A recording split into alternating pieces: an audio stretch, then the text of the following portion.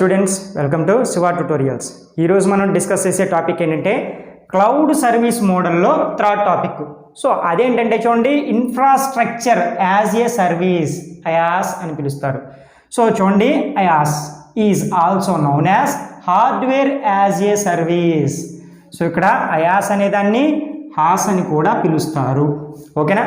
Next అదేవిధంగా it is a computing infrastructure managed over the internet. So ఇదేంటి, computing infrastructure ఇది. So దీని పని ఏంటి ఇక్కడ, మేనేజింగ్ ఓవర్ ద ఇంటర్నెట్. ఓకేనా. Next the main advantage of using IaaS is that it help users to avoid the cost and complexity of purchasing and managing the physical servers. So main theme ఏంటంటే ఇక్కడ మనం హార్డ్వేర్ని, servers అవ్వచ్చు, వీటన్నింటిని, softwares వీటన్నింటిని కొనుక్కొని మన దగ్గర పెట్టుకునే బదులు రెంట్కి తెచ్చుకోవచ్చు. సో రెంట్కి తెచ్చుకోవడం అంటే మన దగ్గరకి తీసుకొచ్చుకొని పెట్టుకోవటం కాదు, ఎక్కడో ఉన్న వాటిని మనం యూజ్ చేసుకుంటాము, వాళ్ళకి మంత్లీ ఇంతని పే చేస్తాం. సో ఎక్కడో నా డేటా అనేది నా కంప్యూటర్లో కాకుండా ఎక్కడో స్టోర్ చేస్తాను. ఓకేనా.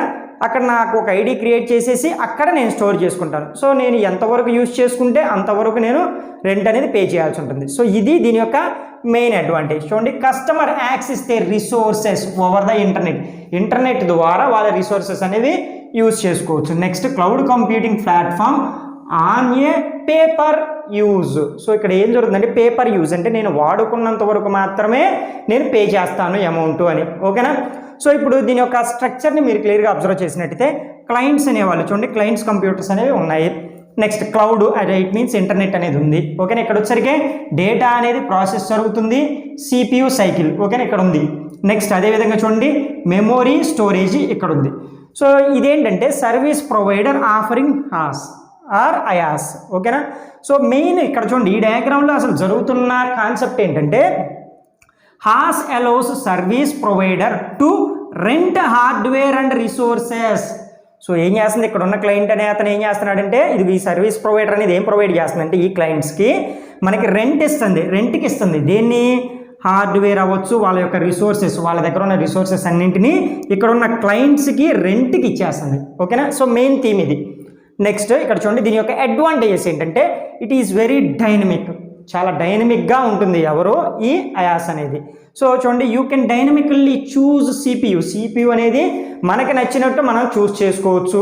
ఓకేనా. రెంట్కి తీసుకుంటున్నాం కదా, సో అందుకని ఏం చేస్తున్నాం అంటే, మనకు నచ్చిన CPU తీసుకోవచ్చు, మనకి ఎంత కావాలో అంత మెమొరీని తీసుకోవచ్చు, స్టోరేజ్ కాన్ఫిగరేషన్ మనమే సెట్ చేసుకోవచ్చు. ఓకేనా. మన అవసరాన్ని బట్టి మనం చూస్ చేసుకోవచ్చు. ఓకేనా. సో ఒకసారి నేను ప్రాజెక్ట్ చేసేటప్పుడు, ఫర్ ఎగ్జాంపుల్ నాకేంటంటే 100 TB అనేది కావాలి అనుకుందాం. ఓకేనా, టెరాబైట్స్. సో నేను అంత తీసుకుంటాను. ఇంకోసారి వచ్చరికి నాకు 50 TB అవసరం. సో అందుకని నేను 100 తీసుకోవాల్సిన పని ఉంటుందా, 50 తీసుకుంటే సరిపోతుంది. సో అట్లాగా నా నీడ్ని బేస్ చేసుకొని మనం డైనమికల్గా ఎప్పుడు కావాలంటే అప్పుడు, ఎంత కావాలంటే అంత స్టోరేజ్ అనేది తీసుకోవచ్చు. నెక్స్ట్ అదేవిధంగా ఈజీగా యాక్సెసింగ్ అనేది చేసుకోవచ్చు. దీని యొక్క మెయిన్ అడ్వాంటేజ్ అనుకోవచ్చు. You can easily access the vast computing power available on the IaaS cloud platform. So ఇక్కడ ఏం జరుగుతుందంటే, మనం ఈజీగా ఎంత డేటా కావాలంటే అంత డేటాని ఈజీగా సింపుల్గా చూడండి, వాస్ట్ కంప్యూటింగ్ అంటున్నాడంటే ఎక్కువ డేటాని కూడా ఈజీగా యాక్సెస్ చేసుకోవచ్చు. నెక్స్ట్ వన్ వచ్చేసరికి చూడండి, రెంటింగ్. ఇది ఇప్పుడు ఆల్రెడీ చెప్పాను. ఓకేనా. Flexible and efficient while renting infrastructure. So మనకి కావాల్సిన దాన్ని మనం ఏం చేస్తున్నాం అంటే, రెంట్కి తెచ్చుకోవచ్చు. ఎంత CPU కావాలంటే అంత. Next CPU power. నెక్స్ట్ అదేవిధంగా మెమొరీ ఎంత కావాలంటే అంత. ఓకేనా. స్టోరేజ్ కెపాసిటీని బేస్ చేసుకొని ఎంత కావాలంటే అంత రెంట్కి తెచ్చుకోవచ్చు. నెక్స్ట్ వచ్చేసరికి చూడండి, దీని యొక్క డిసడ్వాంటేజెస్ ఏమిటి అంటే, no internet not working. So ఇది మెయిన్ డ్రాబ్యాక్. సో ఇక్కడ మనం ఆల్రెడీ చెప్పాను, క్లౌడ్ కంప్యూటింగ్ అంటే ఇంటర్నెట్ కావాల్సిందే. సో ఇక్కడ కూడా ఏంటంటే, ఇంటర్నెట్ అనేది లేకపోతే ఇది వర్కౌట్ అవ్వదు. ఇది కూడా హై స్పీడ్ ఇంటర్నెట్ అనేది కావాలి. సో ఈ రెండు డ్రాబ్యాక్స్. నెక్స్ట్ చూడండి, ఇక్కడ లిమిట్ ద యూజర్ ప్రైవసీ.